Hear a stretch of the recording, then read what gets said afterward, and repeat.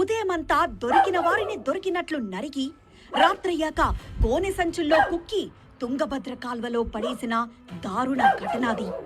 చివరకు కాల్వల్లో గోనె సంచుల్లో దొరికిన శవాలను చూసి పోస్టుమార్టం నిర్వహించిన డాక్టర్ ఆత్మహత్య చేసుకున్నాడంటే అదెంత భయంకరమైందో అర్థమవుతోందిగా.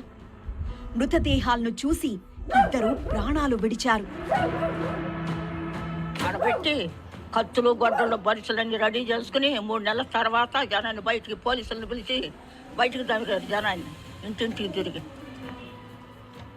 అందరు పరిగెత్తుకుంటూ వెళ్తుంటే సుండూరు మోతుకుని దాటి మా పర్రెల్లోనే చంపొచ్చారు.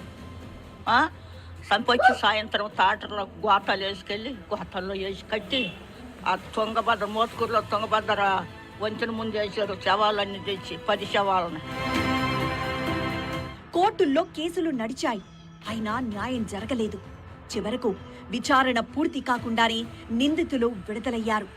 మళ్ళీ సుప్రీంకోర్టు దాకా వెళ్ళిందా కేసు. చంపినోళ్ళు బయటకు వచ్చేస్తే వాళ్ళు సంపలాదు అంటే మరి ఎందుకు ఇచ్చారు గవర్నమెంట్ ఇదంతా? మరి దోషులు ఎవరు? ఇంతవరకు నాకు 34 సంవత్సరాల నుంచి ఎదురు చూస్తున్నాం. మా నాన్నగారు చనిపోయారు, మా పెదనాన్నగారు చనిపోయారు ఆ గొడవల్లో. మరి దోషులు ఎవరు? ఎవరు చంపారు మా నాన్నల్ని?